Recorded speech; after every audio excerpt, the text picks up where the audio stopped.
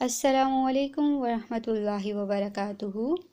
امید کرتی ہوں سب خیریت سے ہوں گے۔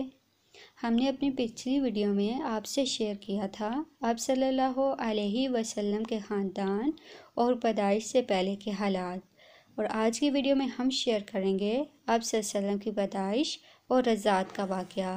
تو شروع کرتے ہیں۔ آپ صلی اللہ علیہ وسلم مکہ مکرمہ میں شعب بنی ہاشم کے اندر موسم بہار میں پیدا ہوئے۔ یہ سوموار کی صبح تھی، ربیع الاول کی 9 اور کہا جاتا ہے کہ 12 تاریخ تھی۔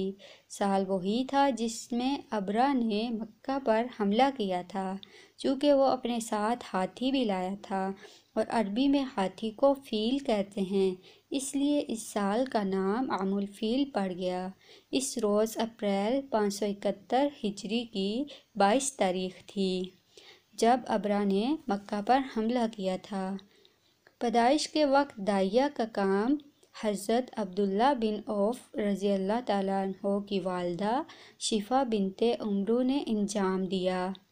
جب آپ صلی اللہ علیہ وسلم پیدا ہوئے تو آپ کی والدہ نے خواب میں دیکھا کہ ان کے جسم سے ایک نور نکلا ہے جس سے ملک شام کے محل روشن ہو گئے۔ پھر والدہ نے عبد المطلب کو آپ کی پیدائش کی خوشخبری بھجوائی۔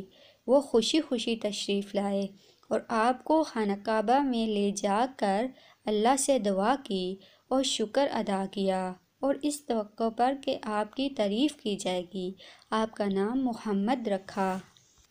پھر عرب کے دستور کے مطابق 7ویں دن عقیقہ اور ختنہ کیا اور لوگوں کی دعوت کی۔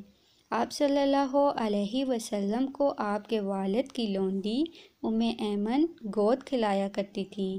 وہ حبشن تھیں اور ان کا نام برکت تھا۔ اللہ نے ان پر بڑا فضل کیا، چنانچہ انہوں نے آپ صلی اللہ علیہ وسلم کی نبوت کا دور پایا، اسلام لائی اور ہجرت بھی کی، اور پھر آپ صلی اللہ علیہ وسلم کی وفات کے 5-6 مہینے بعد وفات پا گئیں۔ آپ صلی اللہ علیہ وسلم کی والدہ کے بعد سب سے پہلے ابو لہب کی لونڈی صوبیہ نے آپ صلی اللہ علیہ وسلم کو دودھ پلایا۔ اس وقت اس کا اپنا جو بچہ دودھ پیتا تھا اس کا نام مسروح تھا۔ صوبیہ نے آپ صلی اللہ علیہ وسلم سے پہلے حضرت حمزہ بن عبد المطلب کو اور آپ کے بعد ابو سلمہ بن عبد الاسد مخزومی کو بھی دودھ پلایا، لہٰذا یہ تینوں آپ کے رضاعی بھائی ہوئے۔